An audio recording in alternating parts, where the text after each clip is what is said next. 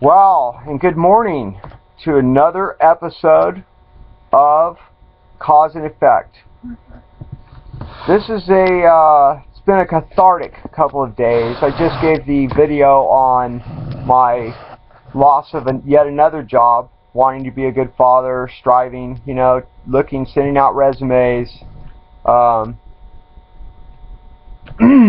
Yesterday, I think I told you folks a little bit about my son, Joshua. I just met this kid for the first time a few months back, and this is 22 years later after my son is born. I finally get to meet him, and he's this is after 3 separate private investigators, attorneys offering $10,000 chunks of money to Brenda, my ex-wife, to settle on any arrears. It's not like I haven't tried to do the right thing.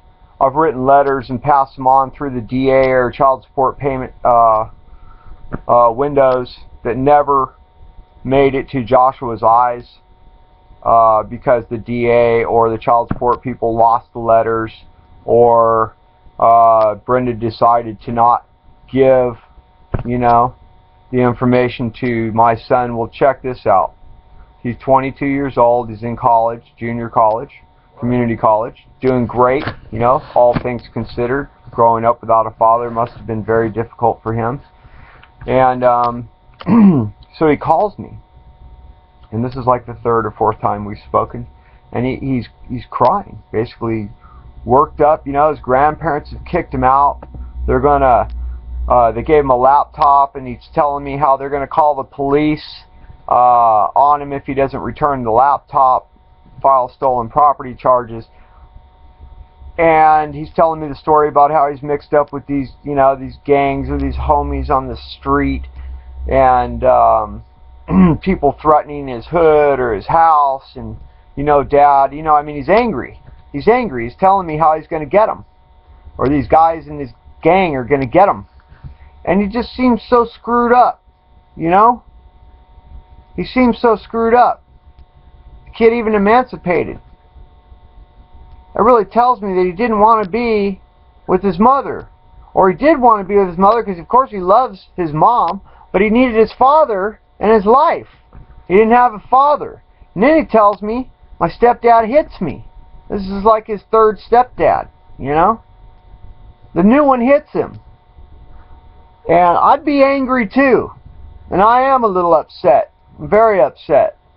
But at 43, I've learned to play that tape backwards. Just press stop, rewind, let's reprocess, let's review what happened last time I did something stupid. So listen, kiddo, if you're watching this, trust your dad here. 22 years I've gone through this. And let me tell you something too. Everybody else is listening. This new mentality in the society and these kids, I don't get it. Because when I grew up, I was given away at birth. I was abandoned. Because my mom just couldn't deal with certain things, I guess, or whatever. But then I was given back to her by the state agency that deems what is best for the child. The law of the land, bunch of bullshit. It's done nothing but hurt me. But let me go on and tell you about my childhood. I jumped in trash cans and Dipsy dumpsters on the times when I was with my mom. Yeah, we were collecting welfare. You know what? It was free money to her. It wasn't very much money. And she'd get cut off, brought back on, and I'd get taken away from her and given back to her. Shit, I never once in my childhood lived in a house where I could say, man, we own this house, and never lived in a house, so, If I did, it wasn't more than for a month or 2. I was beaten, mercilessly, tortured mentally, spiritually. Joshua, you got to live with your grandparents who love you. And you're upset because they want to control your every move. And I know you don't want to hear this, but guess what? You got it good. Man, the opportunities that you get to go to school, to have a place, safe place to live, clean environment, people around, people that love you. Never had that growing up.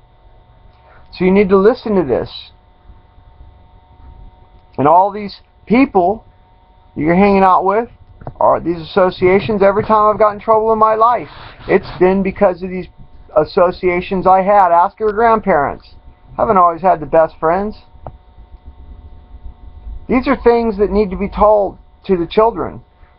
These are things that could have been changed had the coercive system of the state agency, through child support, and many other agencies, IRS acting as a collecting agency, all the way up to the executive branch, legislative branches, judicial branches.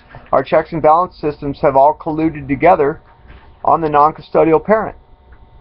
So, but I didn't have that life, Joshua. Anyone else who's listening? And I still honor my mother. If nothing else, I honor my mother and my father because they gave me life. They procreated. Here I am. And I honor them for nothing else than that. And if I could just get a job and make my child support payments, that's my big struggle. Wow, am I going to go to jail today? Am I going to lose another job because, let's see, my driver's license was suspended because of delinquent payments, maybe because of a poor economy? These are things, these are real issues that people kill themselves over. You don't need to worry about whether or not this gang's going to come by your house and shoot you up. I've had people, unbelievable things I've gone through in my life.